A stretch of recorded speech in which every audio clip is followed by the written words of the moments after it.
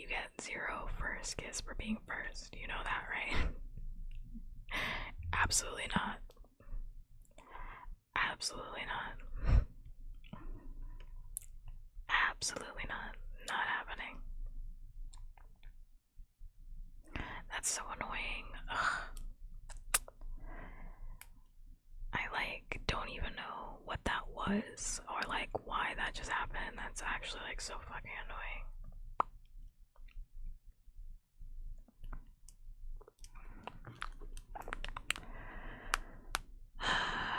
I hate when that happens. I like literally don't even know what that was. Let me see. Because now,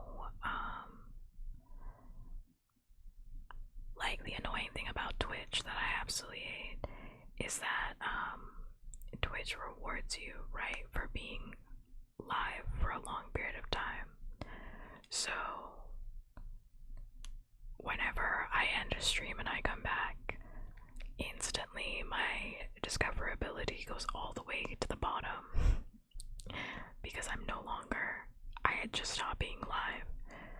So all those 3 hours that I was just live, I'm out to 0. Starting all the way back from the bottom. We love to see it. It's like I wasn't just live for 3 hours. We love to see it. We love that. It's great news, amazing information. And we're probably gonna get with the top of the hour ad break, not even gonna lie. Hate that. Forrest Collins tried the prequels, got to your stream too, I guess so. That's so annoying. That's okay, it's fine.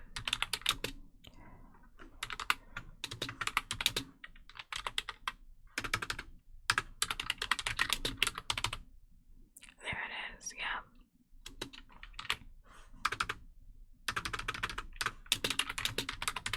So annoying.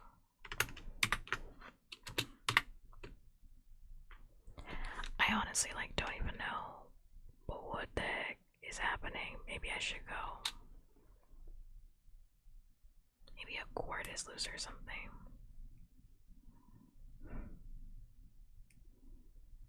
I have been live. I'm adding whatever time. We're probably gonna stream for like 2 more hours. We're probably gonna stream for like 2 more hours, to be completely honest with you. I can't even pin anything yet.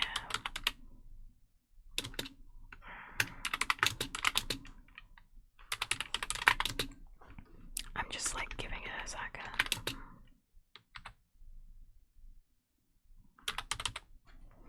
I don't actually know like what the fuck is going on. I don't know, to me everything looks connected, and yet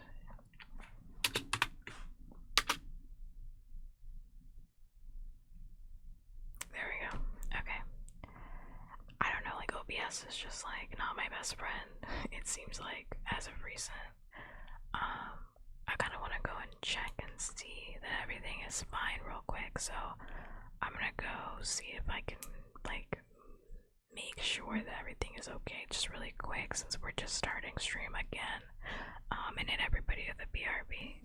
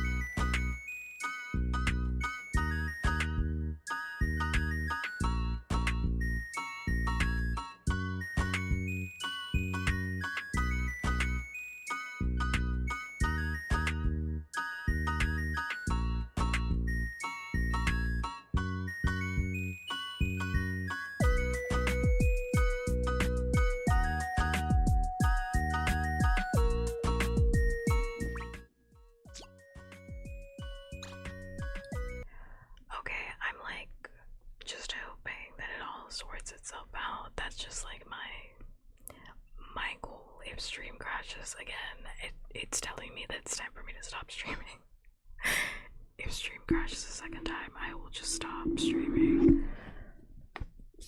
I will just literally stop, and that's the end of the day. That's the end for me.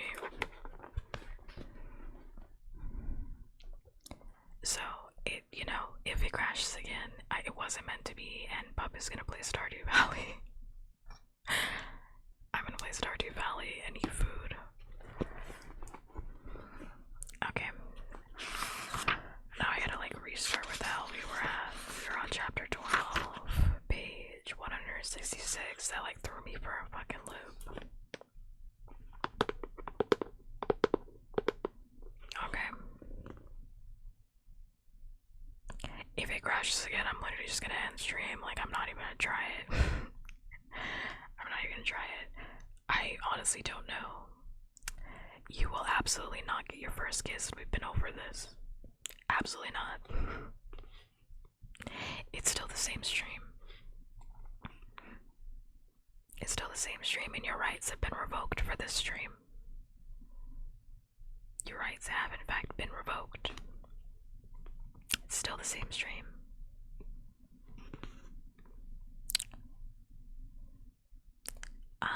I honestly don't know what I'm gonna eat afterwards. I haven't really figured it out. I haven't really figured it out. So I'm gonna use something. I'm supposed to go on vacation. I was supposed to figure it out this week, and then I kind of never did. So I don't have a lot of groceries because I have to eat everything in the fridge before I go on vacation. So I don't know what I'm gonna eat. Something. I have no idea.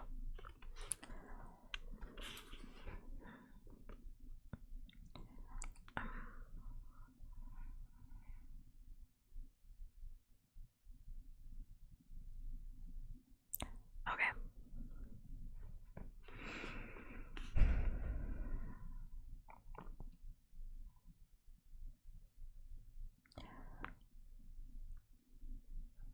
The thought of such widespread rebellion has me quivering with fear and excitement.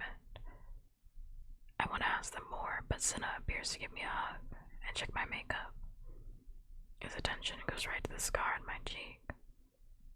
Somehow, I don't think he believes the slipping on ice story, but he doesn't question it. He simply adjusts the powder on my face, and what little you can see of the lash mark vanishes. Downstairs, the living room has been cleared and lit for the photo shoot. Effie's having a fine time ordering everybody around, keeping us all on schedule.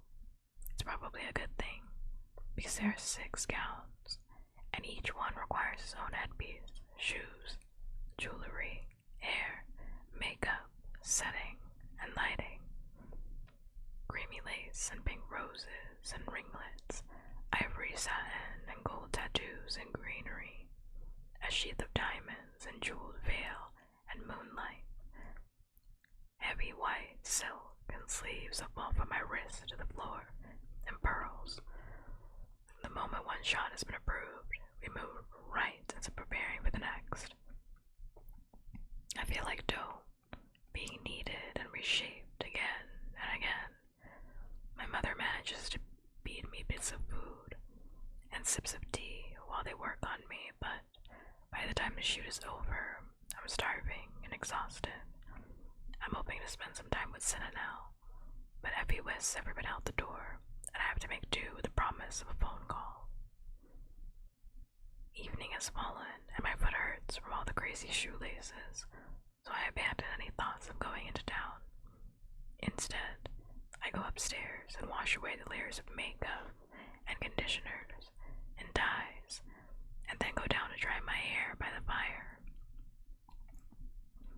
Brim, who came home from school in time to see the last 2 dresses, chatters on about them with my mother. They both seem overly happy about the photo shoot. When I fall into bed, I realize it's because they think it means I'm safe, that the Capitol has overlooked my interference with the whipping, since no one is going to such trouble and expense for someone they plan on killing anyway. Right.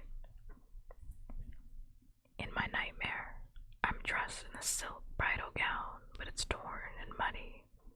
The long sleeves keep getting caught on thorns and branches as I run to the woods. The pack of mutation tributes draws closer and closer until it overcomes me with hot breath and dripping fangs, and I scream myself awake. It's too close to dawn to bother trying to get back to sleep. Besides, today I really have to get out and talk to someone. Gil will be unreachable in the mines, but I need Hamish or Peta or somebody to share the burden of all that has happened to me since I went to the lake. Fleeing outlaws, electrified fences, an independent 13, shortages in the capital, everything.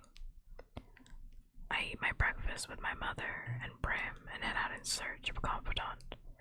The air's warm with hopeful hints of spring in it. The spring would be a good time for an uprising, I think. Everyone feels less vulnerable once winter passes. Pete is not home. I guess he's already gone into town. I'm surprised to see Hamish moving around his kitchen so early.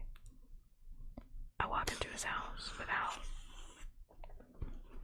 knocking. I can hear Hazel upstairs, sweeping the floors off the now spotless house. I'm back. Happy to have you back. Yeah, OBS kicked me out.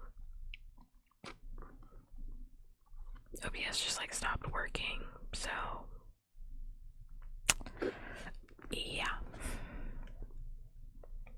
It just fully stopped working.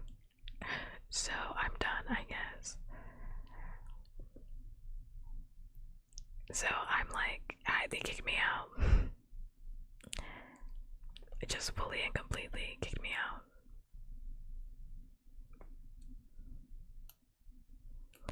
Hi Shanks, thank you so much for the thirsty, the double thirsty, and the red of my check and the pull on it. Yeah, it just completely kicked me out, which is very annoying. I don't really know why. I heard something. I heard OBS pause. If it kicks me out again, I'm done tonight. I'm gonna go play Stardew Valley. If it kicks me out again, I'm done. I'm done. I'm done trying. We'll pick this up on Saturday. I'm done. It just I heard a noise and then I looked up and then it was oh, OBS disconnected, but then on my end,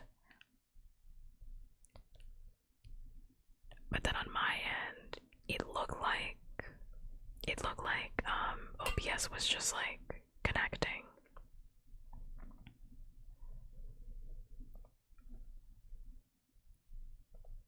Reconnecting. That's what happened last time. What are you guys talking about? I'm talking about the last time. It's not happening to me right now. I'm talking about 5 minutes ago. I'm talking about 10 minutes ago.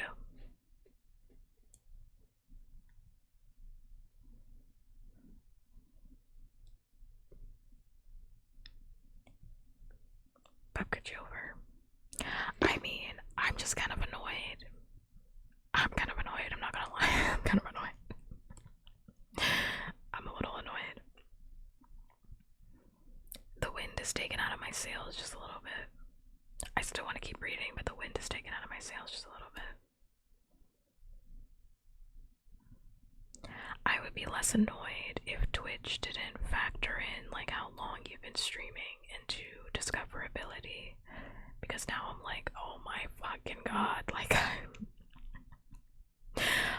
fuck me, I've been streaming for fucking 3 hours and now it doesn't matter at all. Fuck.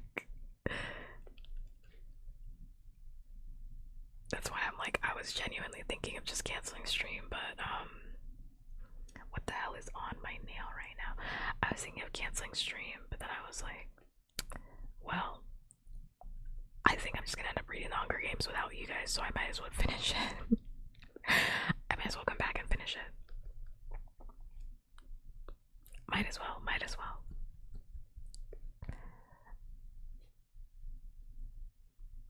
It's not good form. the stream like that, to leave it unresolved. It's not very good form. It's improper, really. Yeah, but I'm annoyed now, so I'm a little tilted, just a little bit. Because I was like, oh my god, that was actually like, I felt like that was a good stream. Like, I felt like that was a really good one. I felt like that was a good one. I was gonna look at the analytics afterwards, and now they're split. I was like feeling the vibe. Now it's gonna be split between two streams. So now the fuck, it doesn't matter that this stream is a fucking wash. This stream's a fucking wash. It doesn't fucking matter. It doesn't matter at all. Because now the analytics are split. It doesn't fucking matter. This is a brand new time. It's brand new time. Shit doesn't matter. I mean, like, nothing really matters. Like, none of this matters. But in, like, a grand scheme of things, not in, like, a nihilistic way. But I'm also like, damn, I was kind of vibing with that last one. That's annoying. It's okay. Because we're gonna get to a really good part of this book. We're gonna get to a really good part of this book real soon, if I can get through it. I literally just did a pull on it, like, right before the stream crashed, but let me see if there's anything left in my fingers.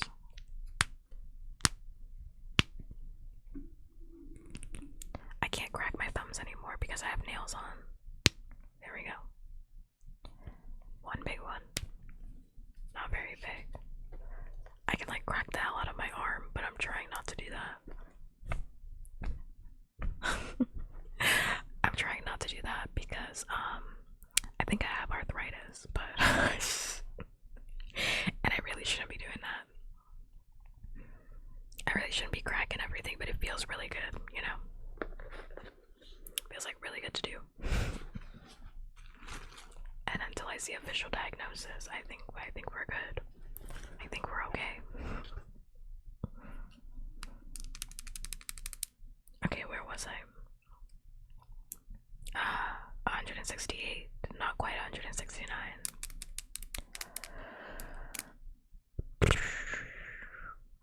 Alright. Nothing matters. It doesn't matter. It doesn't matter if this stream was split up into two streams. Who gives a shit?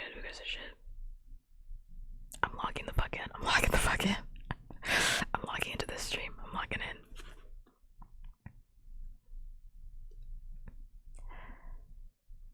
I can hear Hazel upstairs, sweeping the floors off the now spotless house. Hamish isn't flat out drunk, but doesn't look too steady either. I guess the rumors about the Ripper being back in business are true. But I'm thinking, maybe I better just let him go to bed when he's just a walk into town. Hi, Evan.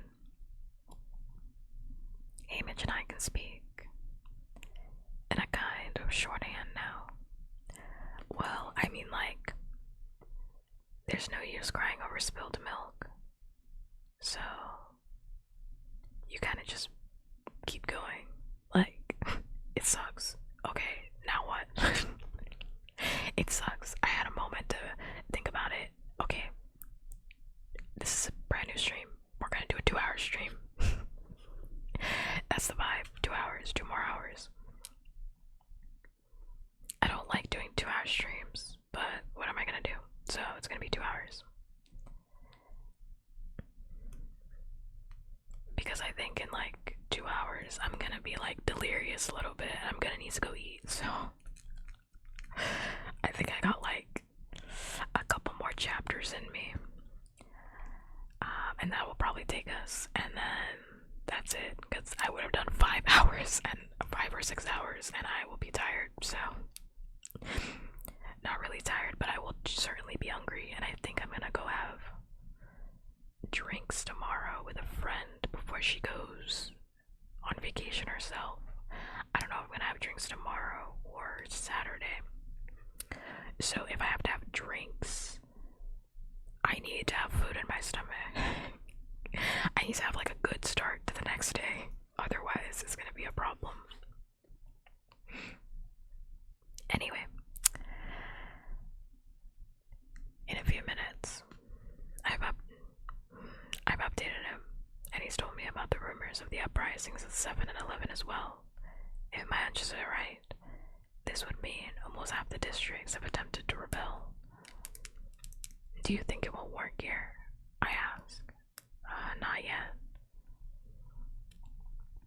Those other districts, they're much larger. Even if half the people cower in their homes, the rebels stand a chance. You're in 12. It's gotta be all of us, or nothing.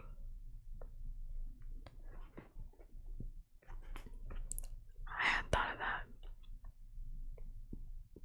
How we link the strength of numbers. But maybe at some point, I insist. Maybe. But we're small, we're weak, and we don't develop nuclear weapons, says Image with a touch of sarcasm. He didn't get too excited over my District 13 story. What do you think they'll do, Image? To the districts that are rebelling, I ask. Well, you've heard what they did in 8. You've seen what they did here. And that was without provocation, says Image. If things really do get out of hand, I think they'd have no problem killing off another district. Same as they did 13. Make an example out of it, you know? So you think 13 was really destroyed? I mean, Bonnie and Twill were right about the footage of the Mockingjay. Okay, but what does that prove? Nothing really. There are plenty of reasons they could be using old footage. Probably it just looks more expensive or expressive. Oh my god. And it's a lot simpler, isn't it? To just press a few buttons in the editing room than to fly all the way out there and film it, he says. The idea that 13 has somehow rebounded and the Capitol is ignoring it. That sounds like the kind of rumor desperate people cling to.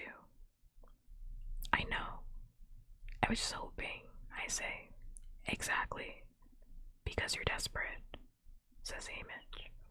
I don't argue because, of course, he's right.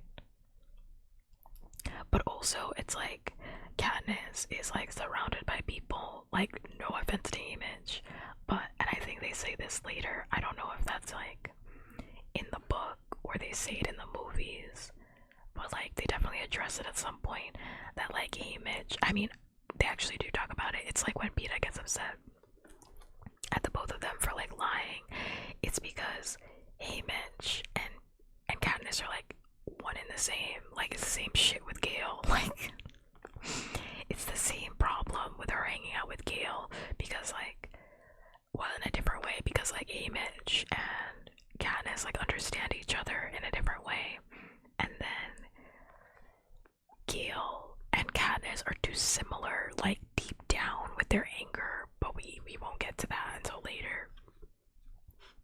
So it's like her telling Image this hopeful thing is exactly like her talking to herself when she first found out about District 13.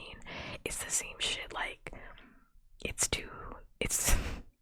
like that meme of like two dumb bitches telling each other exactly, like it's like what is she accomplishing by telling Image any of this? Like,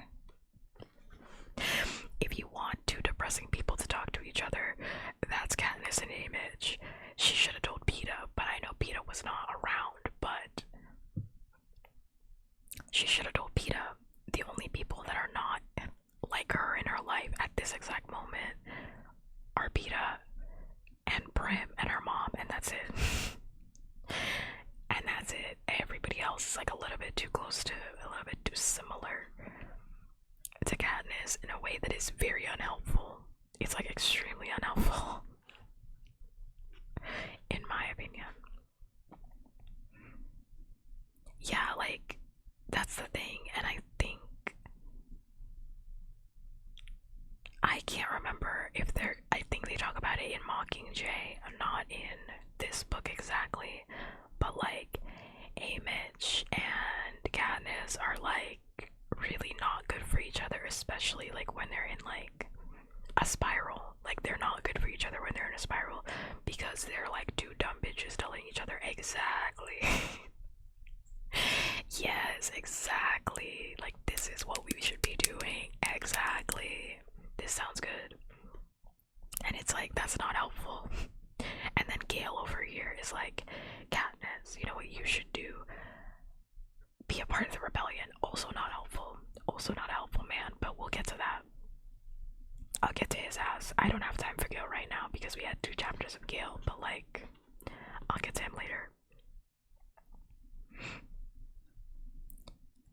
Perm comes home after school, bubbling over with excitement. The teachers announced there would be mandatory programming tonight. I think it's gonna be your photo shoot. It can't be Brim. They only did the pictures yesterday, I tell her. Well, that's what somebody heard, she says. I'm hoping she's wrong. I haven't had time to prepare Gale for any of this. Since the whipping, I only see him when he comes to the house for my mother to check on how he's healing. He's often scheduled 7 days a week in the mine. In the few minutes of privacy we've had, with me walking him back to town, I gather that the rumblings of an uprising in 12 have been subdued by threats cracked down. He knows I'm not going to run, but he must also know if he don't revolt in 12, I'm destined to be Peeta's bride, seeing me lounging around in that gorgeous gowns on his television. What can we do with that?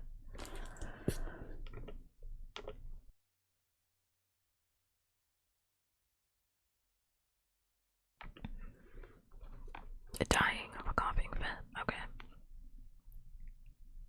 When we gather around the television at 7:30, I discover the Prim is right.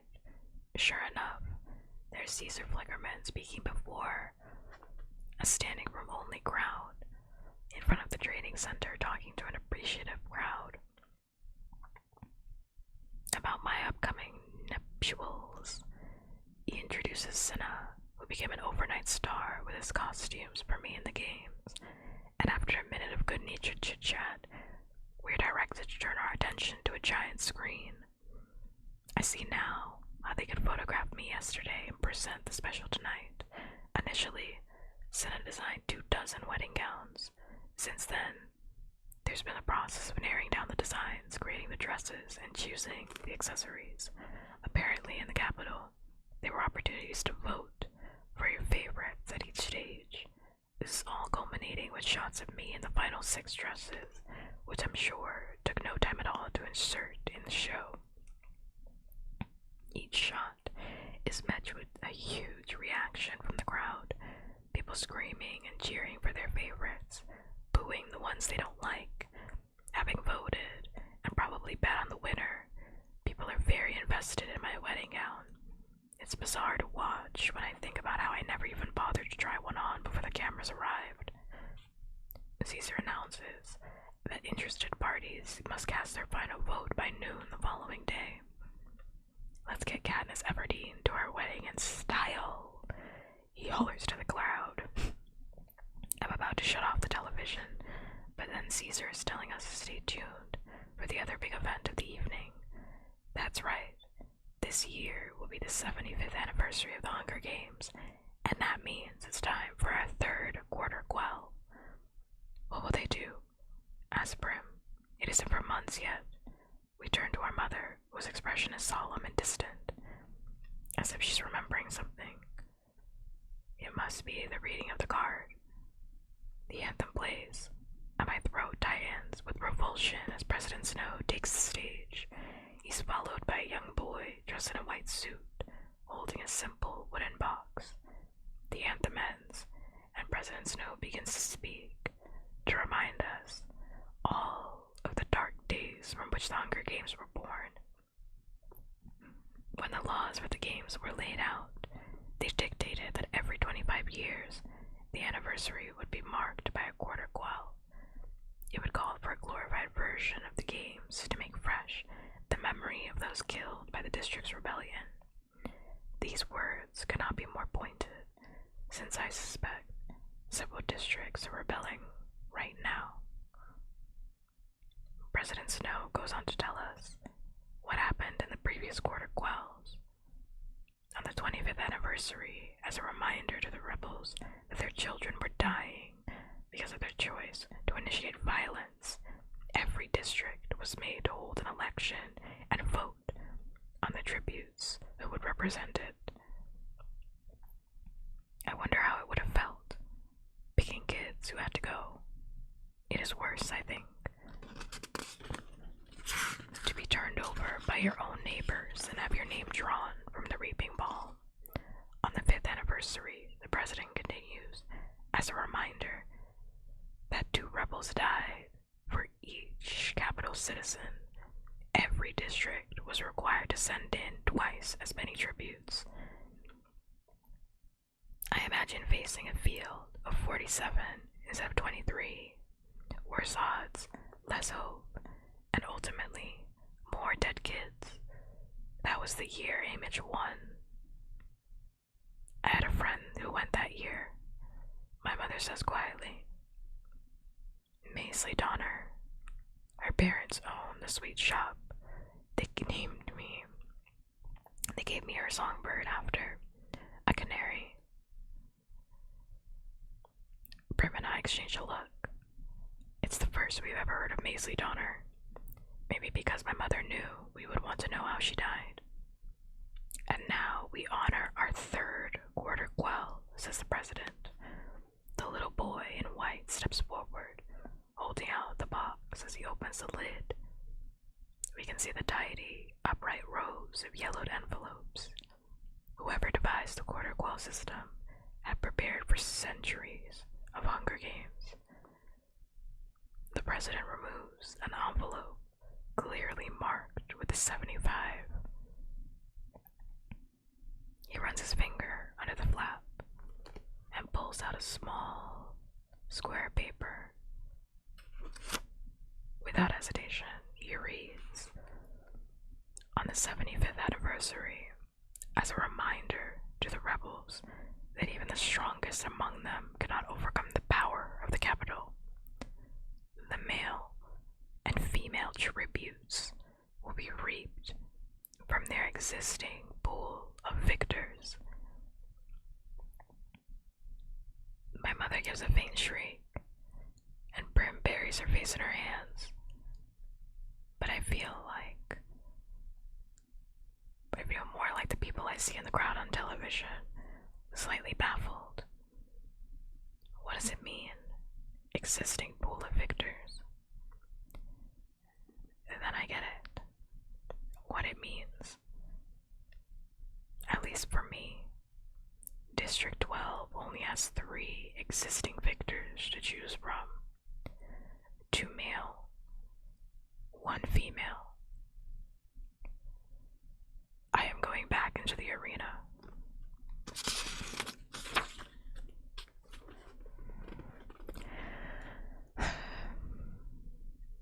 Evan, I don't know what I'm supposed to say about that.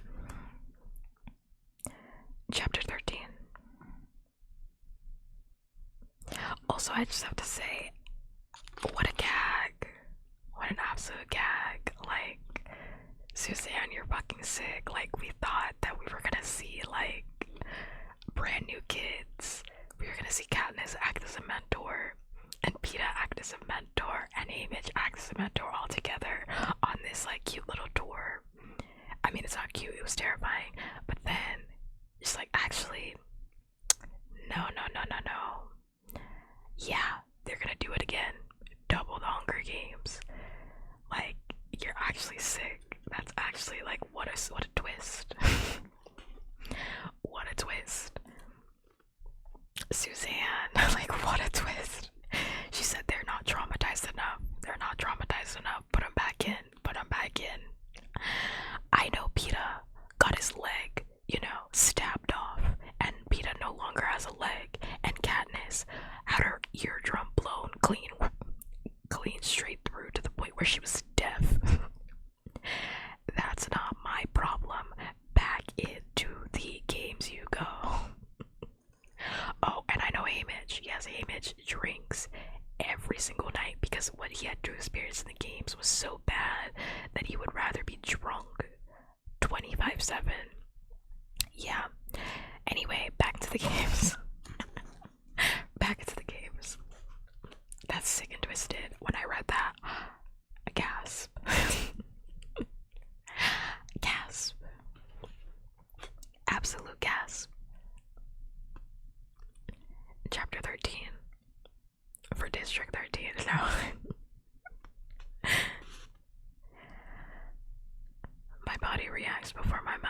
So I'm running out the door, across the lawns of Victor's village, into the dark beyond. Moisture from the sodden ground soaks my socks, and I'm aware of the sharp bite of the wind. But I don't stop. Where to go? The woods, of course. I'm at the fence before the hum makes me remember how very trapped I am. I back away, panting, turn on my heel, and take off again. Next thing I know, I'm on my very hands and knees in the cellar of one of the empty houses in Victor's village. Faint shafts of moonlight come through the window wells above my head. I'm cold and wet and winded, but my escape attempt has done nothing to subdue the hysteria rising up inside me. It will drown me unless it is released. I ball up in front of my shirt, stuff it in my mouth, and begin to scream. How long this continues, I don't know, but when I stop, my voice is almost gone. I curl up on my side and stare at the patches of moonlight on the cement floor. Back in the arena, back in the place of nightmares. That's where I'm going. I have to admit, I didn't see it coming. I saw a multitude of other things, being publicly humiliated, tortured, executed, fleeing through the wilderness, pursued by peacekeepers and hovercraft, marriage to PETA with all of our children forced into the arena, but I'd never thought that I myself would have to be a player in the games again. Why? Because there's no precedent for it. Victors are out of the reaping for life. That's the deal if you win. Until now. There's some kind of sheeting, the kind they put down when they paint. I pull it over me like a blanket. In the distance, someone is calling my name, but at that moment I excuse myself from thinking about even those I love most. I think only of me and what lies ahead. Which is fair, but also remember when I told you that Katniss is selfish.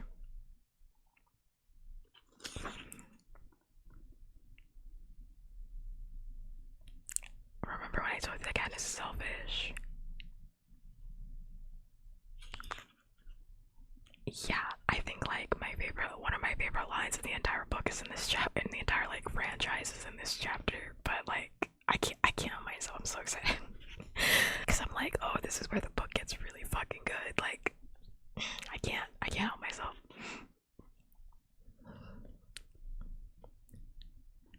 The sheeting's stiff, but holds warm. My muscles relax. My heart rate slows. I see the wooden box in the little boy's hands. President Snow drawing out the yellowed envelope. Is it possible that this was really the quarter quell written down 75 years ago? It seems unlikely. It's just too perfect an answer for the troubles that face the capital today. Getting rid of me and subduing the districts all in one neat little package. I hear President Snow's voice in my head. On the 75th anniversary, as a reminder to the rebels that even the strongest among them cannot overcome the power of the capital. The male and female tributes will be reaped from their existing pool of victors. Yes, victors are our strongest. They're the ones who survive the arena and slip the noose of poverty that strangles the rest of us. They, or should we say we, are the very embodiment of hope, where there is no hope. And now, 23 of us will be killed to show that even that hope was an illusion. I'm glad I won only last year, otherwise I'd know all the other victors, not just because I see them on television, but because they're guests at every games.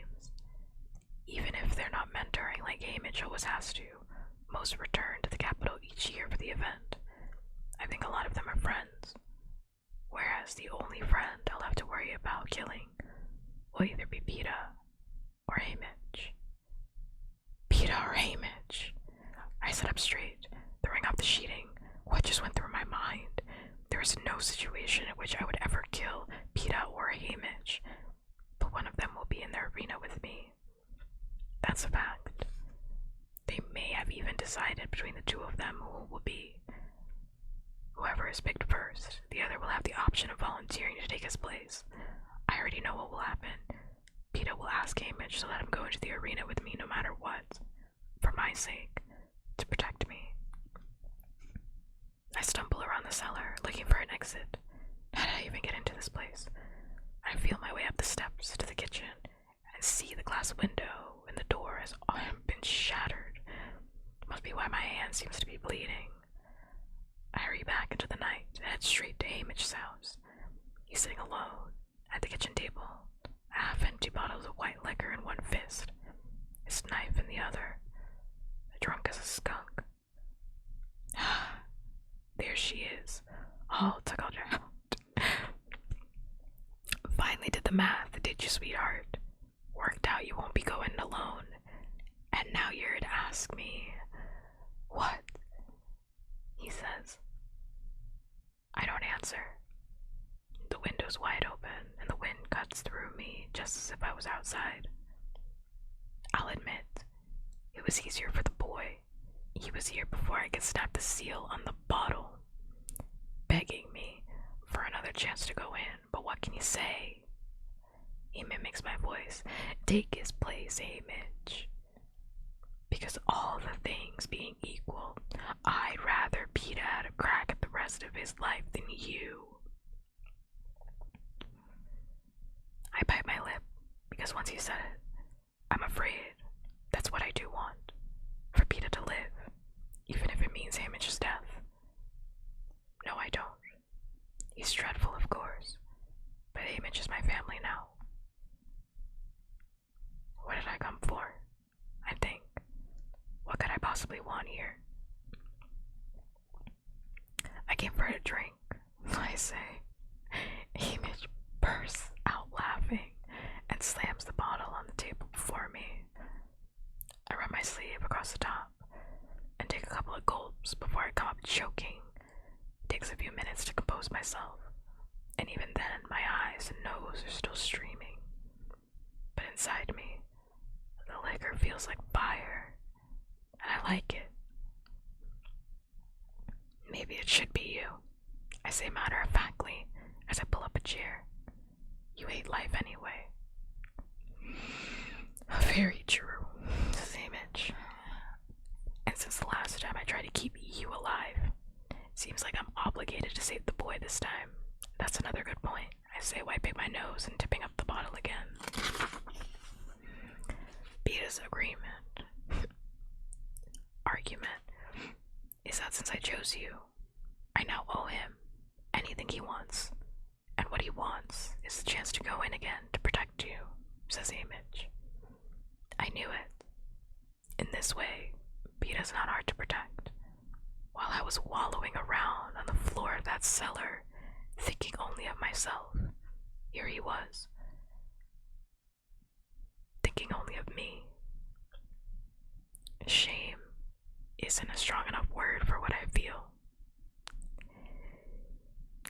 You could live 100 lifetimes and not deserve him, you know, says Hamish. Yeah.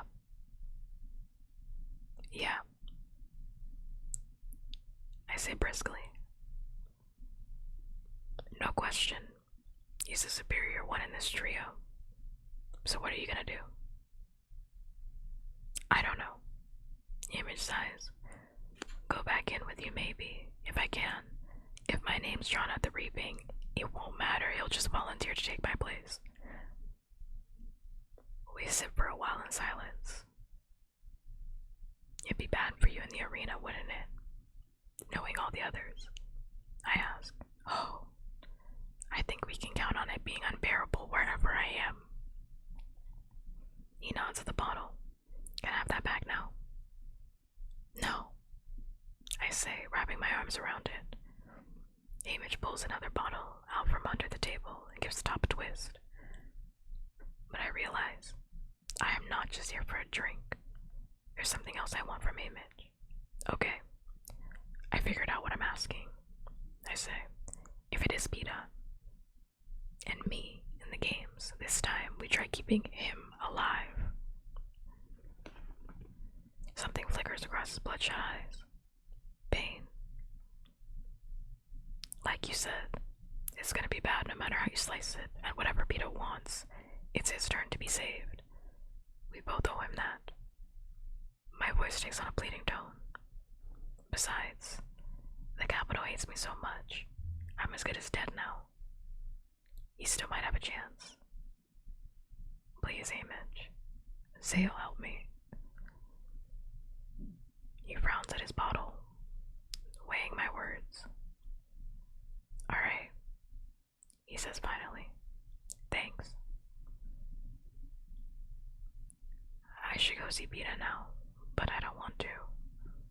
My head's spinning from the drink, and I'm so wiped out. Who knows what he could get me to agree to? No. Now I have to go home and face my mother and Prim.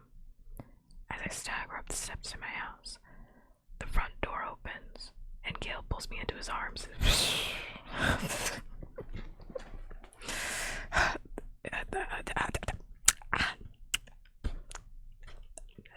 Anyway, I was wrong. We should have gone what you said, he whispers. No, I say. I'm having trouble focusing, and the liquor keeps sloshing out of my bottle and down the back of Gale's jacket, but he doesn't seem to care. It's not too late, he says. Over his shoulder, I see my mother and Prim clutching each other in the doorway. We run, they die, and now I've got Peta to protect. End of discussion. Yeah, it is. My knees give way and he's holding me up. As the alcohol overcomes my mind, I hear the glass bottles shatter on the floor. This seems appropriate, since I have obviously lost my grip on everything. When I wake up, I barely get to the toilet before the white liquor makes its reappearance. It burns just as much coming up as it did going down, and tastes twice as bad. I'm trembling and sweaty when I finish vomiting, but at least most of the stuff is out of my system.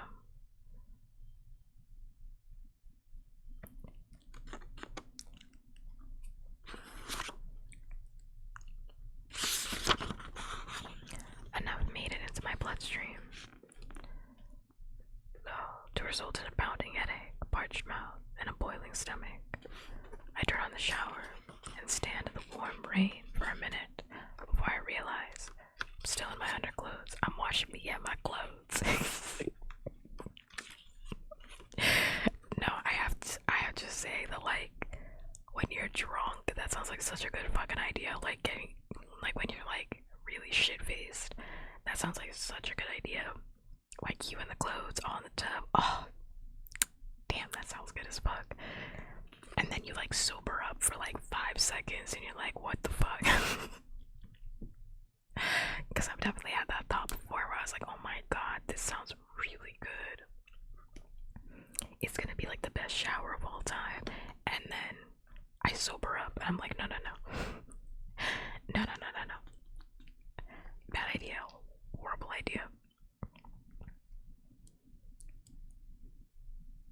I woke up to tell them you love me.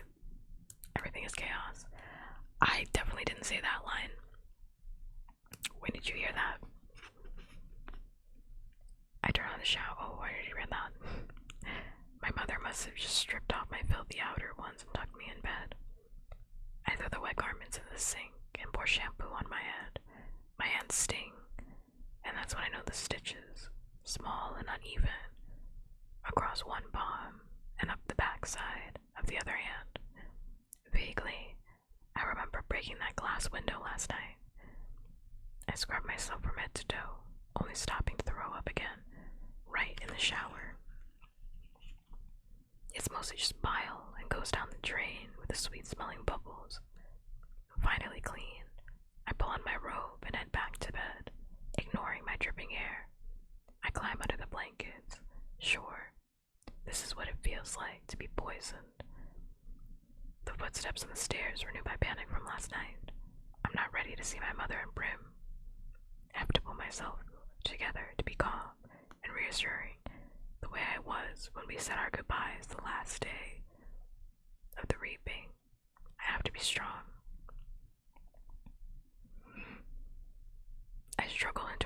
position, push my wet hair off my throbbing temples, and brace myself for this meeting. They appear in the doorway holding tea and toast, their faces filled with concern. I open my mouth, planning to start off some kind of joke, and burst into tears. So much for being strong.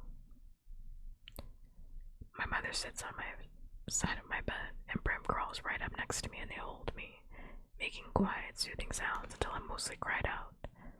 Then Brim gets a towel and dries my hair, combing out the knots. While my mother coaxes tea and toast into me, they dress me in warm pajamas and layer more blankets on me, and I drift off again. I'm still waking up. What did Peta tell her to do? Peta didn't tell her to do anything. I don't know what you heard, but that's also not what I said. I think we went, oh brother, because Gail was here. That's what we said, oh brother, because Gail was here.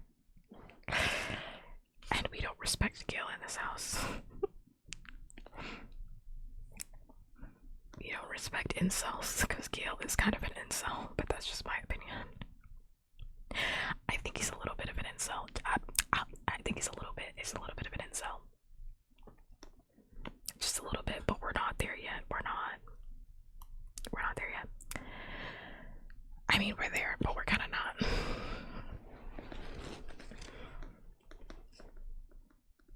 I can tell by the light. It's late afternoon when I come around again. There's a glass of water on my bedside table and I gulp it down thirstily. My stomach and head feel rocky, but it's much better than they did earlier. I rise, dress,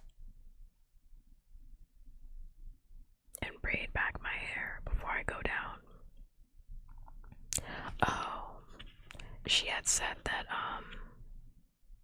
she wanted to go see Peta. That was it.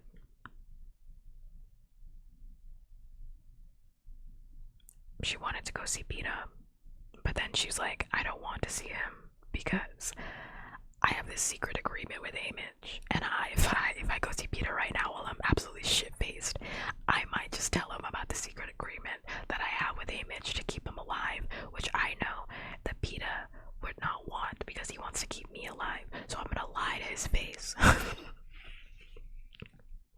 Which is like so Katniss. She's like, I love you so much, I'm gonna lie to you again. Again. He's like, I know this was like a huge problem in our relationship where I keep secrets from you, but I'm gonna keep those secrets from you again. I'm gonna keep secrets from you a second time, 2 times. Actually, this is like the 16th time, but I'm gonna keep doing it. I'm gonna keep doing it. Yes, okay, recap in case you missed it. President Snow just announced that the victors this year will be the only pool that they will be reaping from, which means since they only take 1 male and 1 female from each district, Katniss, because she's the only woman that has ever won in District 12, will be going back in to the Hunger Games for a second time right after she won. Because President Snow fucking sucks. So, Katniss immediately went and got shit-faced and was thinking about just herself, and she was like, how am I gonna survive? And then she remembered that Peta was a thing, and she was like, damn, I'm kind of a piece of shit. I'm kind of a piece of shit because I forgot that Peta existed and I'm over here getting shit-faced. Oh no. So she ran after like getting shit-faced and cutting her hand on glass. She ran to Haymitch and said, Haymitch, last time you saved me. You sent me all the sponsors. This time we're gonna lie to Peta. This time we're gonna lie to Peta. Okay, this time we're gonna save him at all costs. It's not about me this time, it's about him. We're gonna save Peta. Because Peta deserves to live more than I do. And then she's like, I have no idea how I feel about Gail. I have no idea how I feel about Gail or Peta. I don't know. then when she talks about Gail, she's like, yeah, that's my family. Yeah, that's family.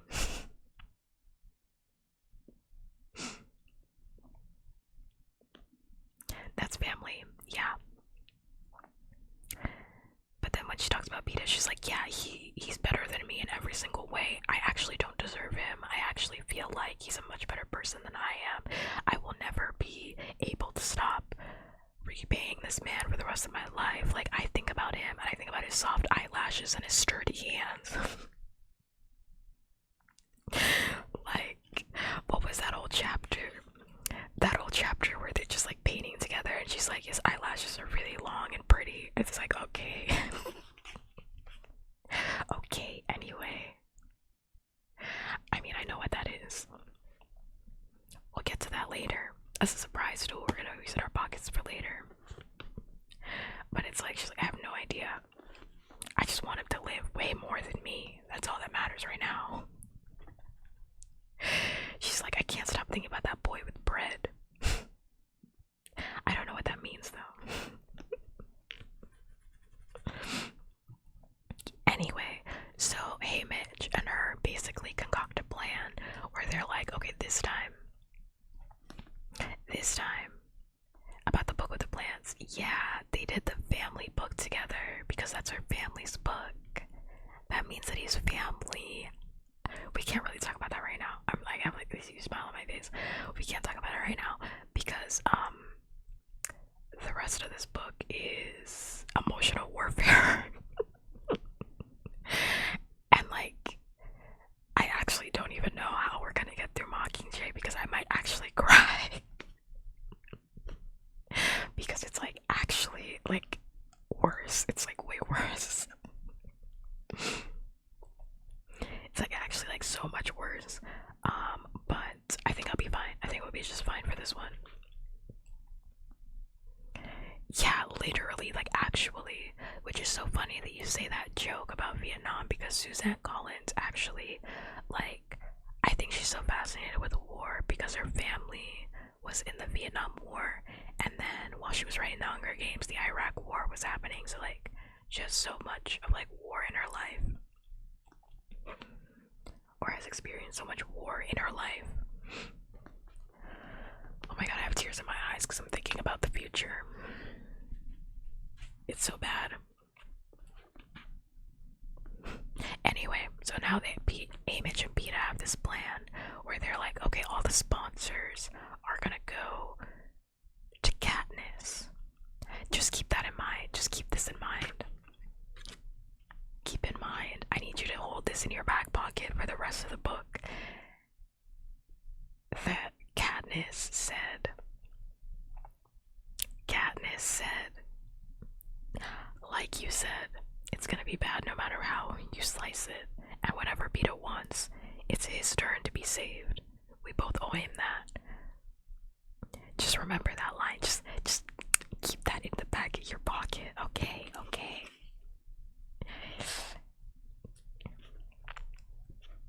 That's all I'm gonna say. Just keep that in the back of your pocket.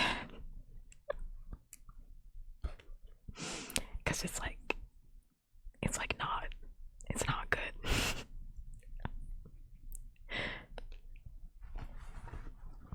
Okay. I can tell by the light. It's late afternoon when I come round again. There's a glass of water on my bedside table, and I gulp it down thirstily.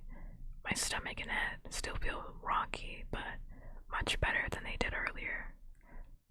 I rise, dress, and braid back my hair. Before I go down, I pause at the top of the stairs, feeling slightly embarrassed about the way I handled the news of the Court of Quell, my erratic flight, drinking with Haymitch, weeping. Given the circumstances, I guess I deserve one day of indulgence. But I'm glad. The cameras weren't here for it, though. Downstairs, my mother and Brim embrace me again, but they're not overly emotional. I know they're holding things in to make it easier on me. Looking at Brim's face, it's hard to imagine she's the same frail girl I left behind on Reaping Day 9 months ago. The combination of that whole ordeal, and all that has followed, the cruelty in the district, the parade of sick and wounded she often treats by mother's hands are too full. These things have aged our years. You've grown quite a bit too. We're practically the same height now.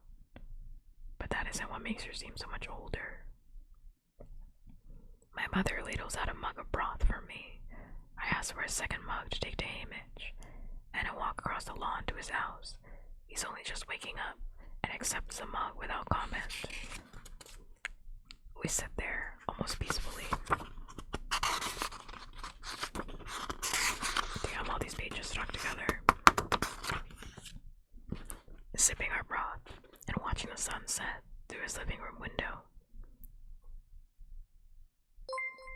Thank you so much for the follow, Ortestis 55er. Thank you. I very much appreciate it. You get a little heart in your honor. Thank you for the thirsty redeem. I'm not thirsty, but there is a lot of saliva in my mouth, so I don't know what that means. Maybe it does mean something. I'm gonna put a heart in your honor.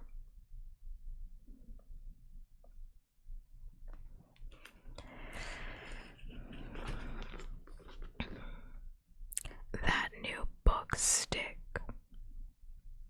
Mac, what does that mean? What does that mean exactly?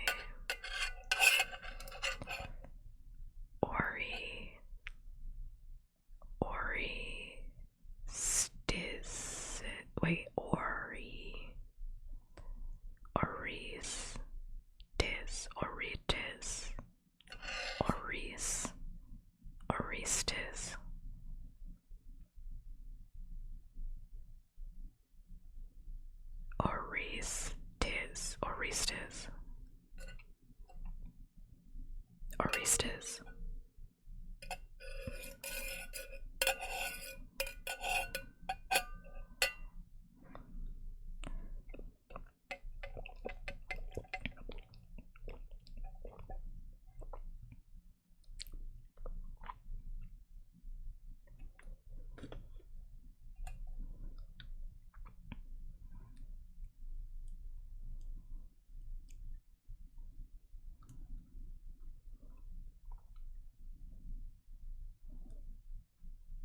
It's okay, people. It's time for you to go to bed. It's time for you to get off the OnlyFans and to go to bed. It's time for you to head off to bed. It's time for you to take your designated nap, people. Also, we're taking our top of the hour ad break. You're probably already being hit with ads unless you are in fact subscribed. Just so you know what it is.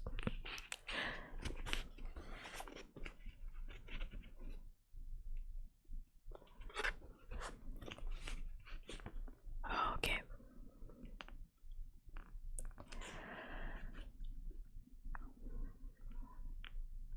I hear someone walking around upstairs, and I assume it's Hazel.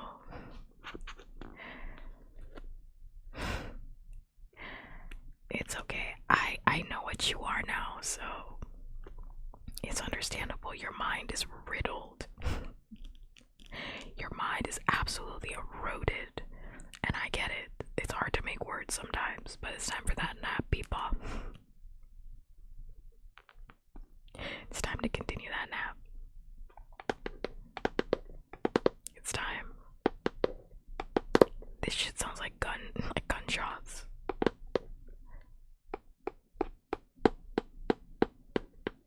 It ain't even like that.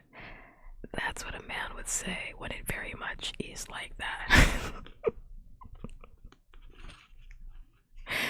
That's exactly what someone says when it very much is exactly like that.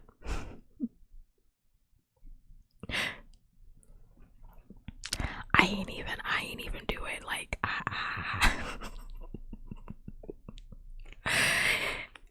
she's my cousin. It ain't even like that. Oh, okay, she's your cousin. Oh, okay. You have friends on OnlyFans. Oh, okay. Okay, got it.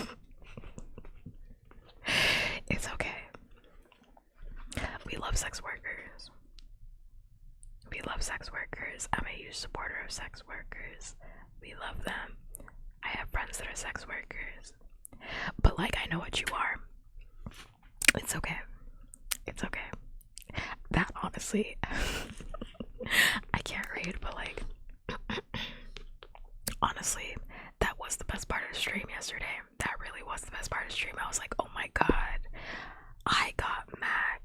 Mac is a fucking degenerate. I got his ass. That shit clicked in my head. I was like, ah.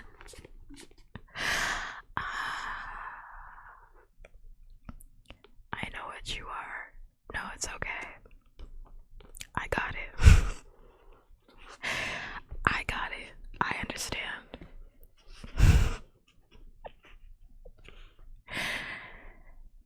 I'm supportive of my friends, he says, as he clicks on the suggested.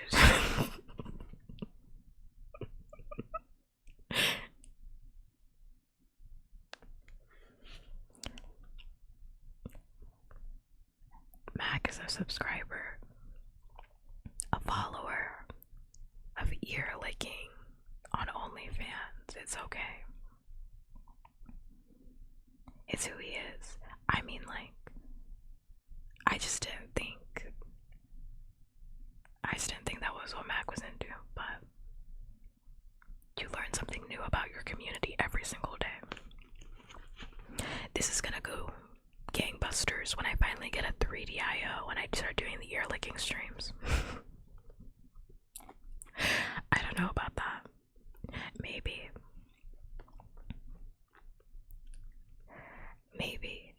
I actually would love to do ear licking because I just think that's fun. Because, like, I think that's really fun. Because I like to lick stuff anyway, so I think it would be like really fun to just spend like 3 hours just like nipping and biting at ears and stuff. That would be really fun. Or I could just like, I don't know, I want to do like a haircut stream too. I want to do like a haircut stream where it's like puppkats takes care of your hair and we do like ASMR haircuts, because I think that would be fun. Like tender brushes, that would be so cute. I would love that. If I get a 3DIO one day.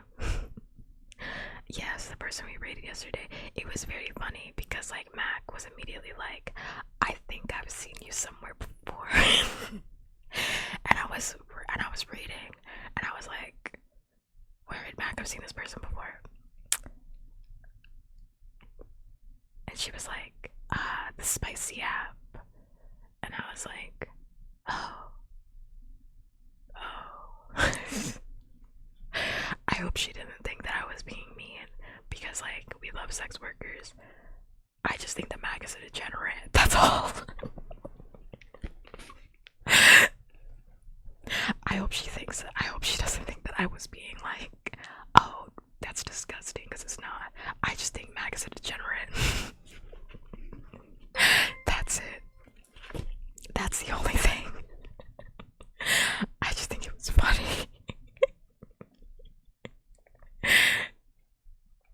Thank you, Yu-Gi-Oh bro. Because like when I went to her Twitter account, like I have never seen her OnlyFans, but like I've never seen her OnlyFans. Because it's my first time seeing that person in my entire life. Also, thank you so much for the follow. Yu-Gi-Oh bro. Thank you. I very much appreciate it. I'm gonna put a little heart in your honor. I am. I don't know why my tongue piercing feels like so thick in my mouth right now.